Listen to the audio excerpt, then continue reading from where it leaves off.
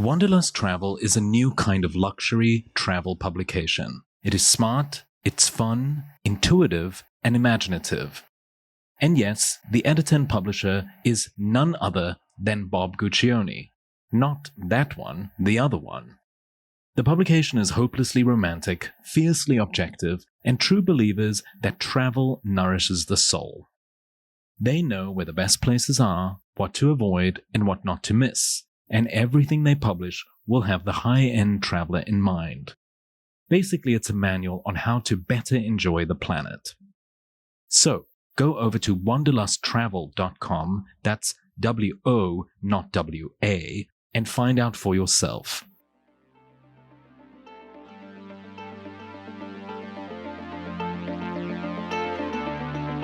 Welcome to Without Maps, the podcast.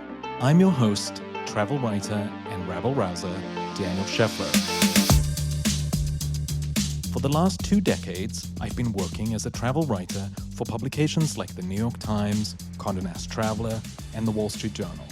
And I've traveled to about 130 countries and stayed at more than 2,500 hotels. If you don't know me at all, well, now is as good a time as ever to get acquainted. I was born in Africa, bred in Europe, and now I live in America. And with this mix of an accent and as much wit as I can muster up, I shall offer you some heart knowledge.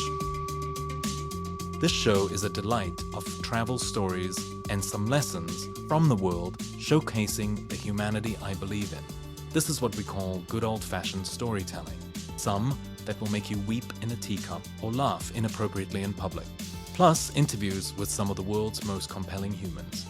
My belief is that travel is a mirror of ourselves and a reminder to have zero expectations, to let connections happen, and to avoid the preconceived ideas we foster. The show is for people willing to forgo the guidebook and the map and let travel be their convoy. So, out with the biased and in with the unbidden. From the dive bars of New Jersey to the magic of New Delhi, from Disney to Denmark, I'll be sharing magical experiences and stories. As a travel writer, my typical month includes forcing my husband onto a flight to somewhere like Portugal to go buy leather gloves in the world's tiniest shop, or being saddled up on a mechanical bull at a gay rodeo in Dallas, or I could be foraging with Aboriginals in Western Australia. So please join me as I venture into the world without maps.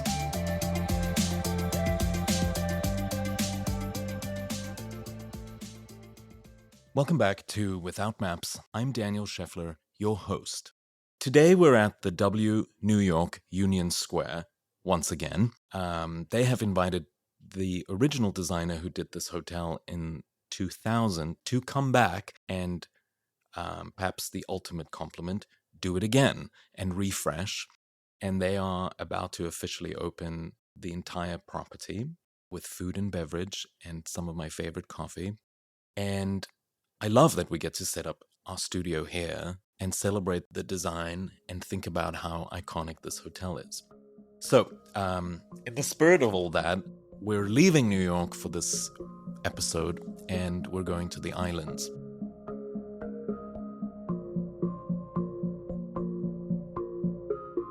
I have been thinking about the Caribbean so much as a place that although I've been now as an adult, I didn't go as a child like many Americans do for holidays and to get away from the East Coast freeze.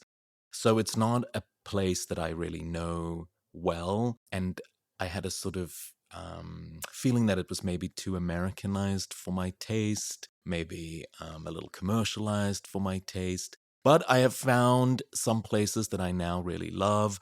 I spent some time in Rihanna's home country and found that the Bajans have their own culture that they've managed to preserve and celebrate. And I had the best time there, eating fish, bobbing on the ocean, making friends, listening to music. And I was not drinking the rum, but I did do the rum distillery tour and learned how rum is made. So Barbados, every time. And it's a quick JetBlue 5-hour flight from New York, so I'm happy to go any weekend. The Caribbean has over 700 islands, and then there are the endless reefs, islets, keys, and deserted beaches. Somewhere with all that natural beauty and unpeopled goodness, there has to be a spot where I could find absolute aloneness. I, the millennial, or stepchild of the modern age, was looking for the first time to just be alone. And I was banking on the Caribbean to help with my request. If you're looking to switch off, to escape that always-on addiction that the 21st century has bestowed on us, well, then it's to the islands one must go, or so was my thinking. The name Caribbean, with the primary accent on the third syllable, somehow says everything. The imagery of soft sand, swaying palm trees, and that unmistakable smell of coconut oil immediately takes up dream space. It's the perfect imagery for a meditation app like Headspace that everyone's using to keep their minds still and single-minded. It's the vision of something so pristine, so perfect, yet so right now, and after all, meditation just loves that. But it was time to make all this intangibility completely and utterly touchable and solid. So choosing where to go, find this so-called switch-off, was a task in itself. Not easy, since there are just so many places to choose from, each more beautiful than the next. But with some determination, alone time must be found. Almost throwing a dart onto the map, Jumbie Island, just off Antigua, popped out at me. And really, how can I resist? It is bona fide, downright beautiful, it's undisturbed, and it's a very quick flight from New York. The island, which is a rosewood resort, is only reachable by boat, and no cars are allowed anywhere near it. Immediately, this was adding to my idea of nobody will be around checklist, and I was envisioning finding myself alone and quiet rather soon, as I entered the realm of simple pleasures. The lessons learned in solitude I just knew were worth having. The Buddhists, of course, say you can learn more about yourself just by sitting quietly on a cushion on the floor than going to classes for 10 years. They may have slightly overstated that, but the notion seemed noble to me. And really, I had no intention of sitting in classes again, ever in my life, having people talking at me in the most constrained way of learning. Just sitting quietly by my lonesome seemed so much more the way I was keen to take in some wisdom. But solitude has some kind of bad reputation. Think about the way the world is always trying to couple you up with someone, whether at work or in love or even just in friendships. It's all about teamwork or team play or being in a partnership of some kind. I was already hearing the cheer squads with their "there is no I in team" catchphrases blaring down my throat. Just think about the idea of telling people you were going away all by yourself. Their faces are priceless.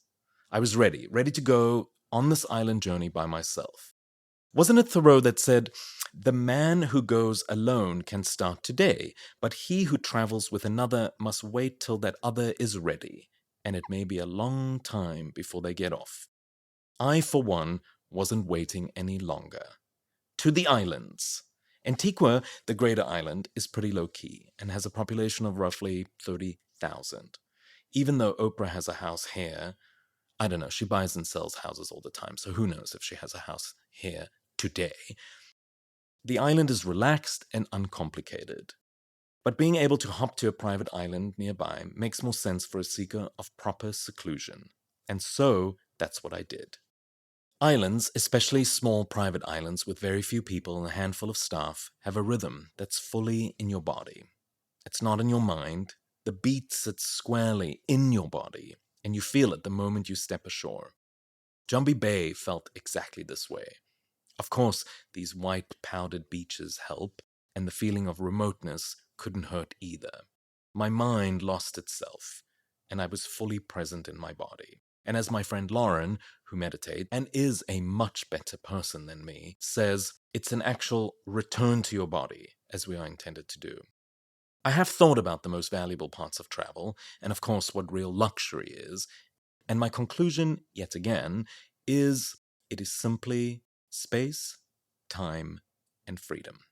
Those three magical and effortless words are what real travel should be about. This one-of-a-kind hideaway island was offering these in just the right amount of excess. I could see the time just floating right by me. No rush, no constraints, just endless amounts of nothingness. And then the freedom that comes with it. Well, that unbridled feeling away from technology and people feels almost primal. I was sure that once upon a time, the hunting primitive man used this alone time to really think, or more importantly, not think. Of course, space was plenty here, and horizons seemed too far away to ever reconsider. That came with the territory as a little gold star extra. Nothing else could distract me. To the ocean I must go. I lay around on the beach for a few hours, listening to the quiet hush of the faraway sea and nearby lapping of waves. Hours, which really could have been days, went by, and the nighttime bundled around me.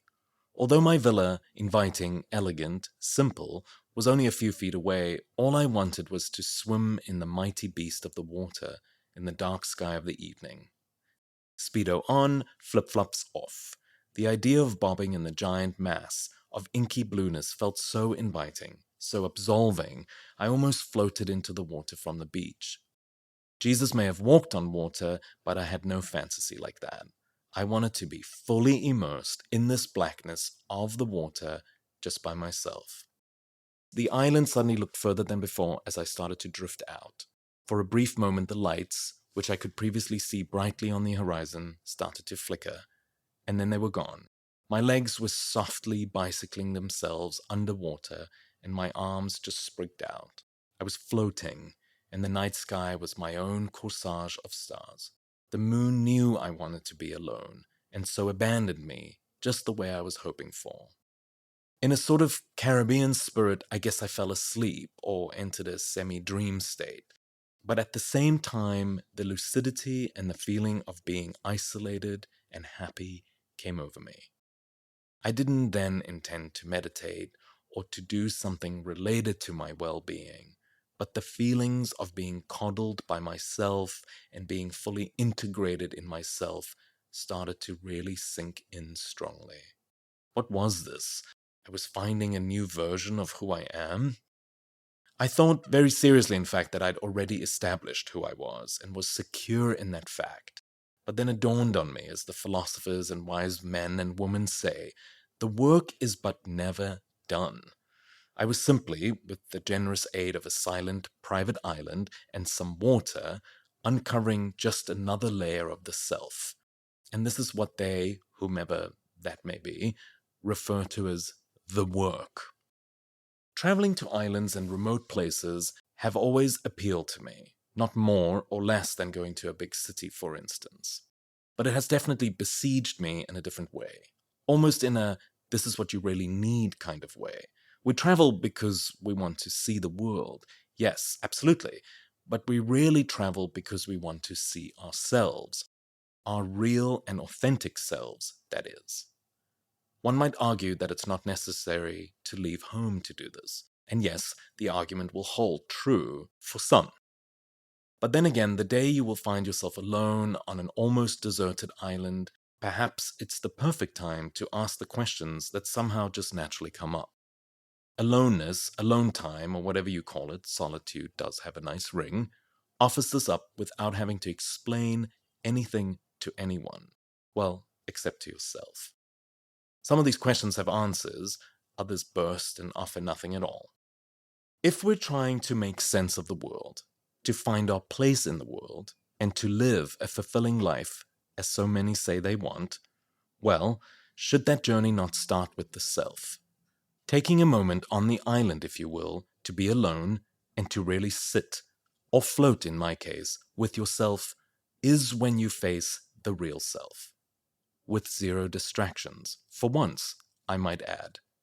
Perhaps nothing in the universe could be so valuable, even when you have a loved one waiting for you at home in the other world, or maybe even especially then.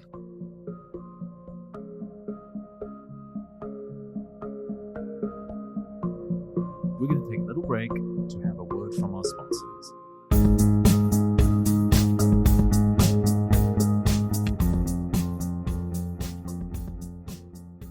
Wanderlust Travel is a new kind of luxury travel publication. It is smart, it's fun, intuitive, and imaginative.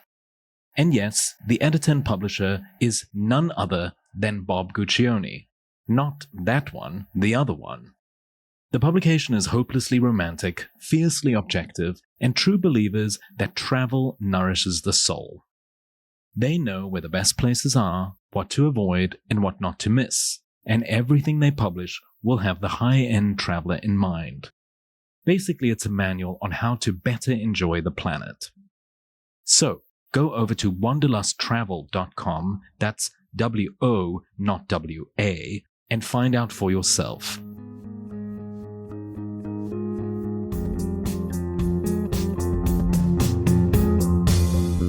I wrote this piece when I was thinking about how much time I spend with people, work, personal, etc., and how much I needed to do alone travel, and that there's a kind of negativity to solo travel in a way. People are like, oh, why would you want to go alone? Oh, why would you want to be alone? Oh, why would you want to be away from your husband?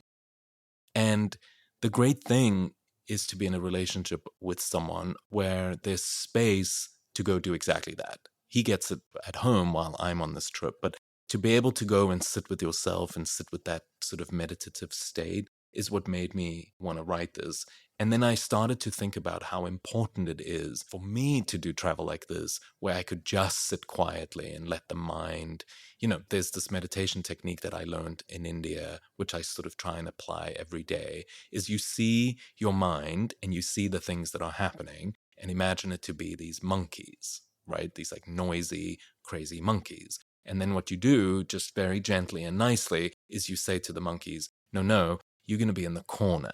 And you start piling them on top of each other, like one on top of the other. And you make like a tower of monkeys all in the corner. And you just put them there. No judgment, no anger, no frustration, like just in a kind of fun, kind way. And then eventually you have this like giant tower of monkeys. And then your mind sort of starts to clear. But I realized that with travel stuff, I do so much of it where there's other humans involved that it's actually amazing to do it when there's no humans and you're just sitting with the self in a sort of undistracted place. So that's what I wrote this and sort of started to think about. How do I inspire people to take a trip like this? It's easier to just, hop on a flight, go to a place, get into a car, drive somewhere, road trip with someone, do something. But there's a bravery to just going alone, somewhere safe, and being able to just feel what that feels like. And I think that makes you a better person. Like, I think that's an opportunity for you to be like a better version of yourself. 99% of your life you're spending with other people. And yeah, I think it's like get off the social media, get off the internet, get off the things, and go and spend time with real people. But this is just that other 1% where you have an opportunity to just be by yourself, but without the distractions of the internet. Because when you're with the internet and with the stimulus, you're not truly by yourself, right? Like, it can be isolating and it can be bad for some people's mental health, sure. But this is something different. This is that moment where you're like, no distractions. Like, it's when you go to the ashram. There's moments when you spend time at these ashrams where they're like, no books, no podcasts, no TV, and you're just like in your bed on your very simple tiny mattress with your very simple half bed, and you're just by yourself, right? Like, there's hours of the day, and that's often the time where I think the work gets done. It's like therapy. People go to therapy and they think, oh, the work is being done in the therapist's office. And that's only part of the work. So much of the work is when you leave the therapist's office and you're by yourself, walking the street and just kind of letting your mind file and fax the things it needs to do in order to improve as a human. Hard to be a horrible human when you have time to reflect and time to think about how you want to be better. And these are the moments that we aim for. And yes, okay, I was able to go to the islands, but it's like sometimes you just need to, like, I don't know, walk to the parks, sit down in the grass, put your feet in the ground, earth a little bit, and sort of don't be on the phone, don't be listening to something, just allow stillness to come.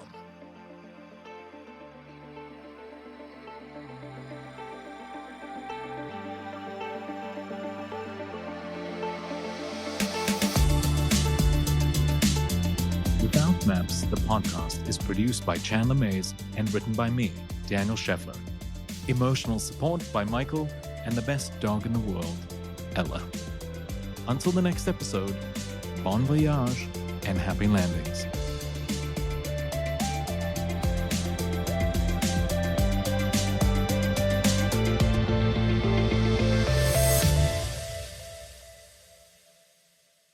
Wanderlust Travel is a new kind of luxury travel publication. It is smart, it's fun, intuitive, and imaginative.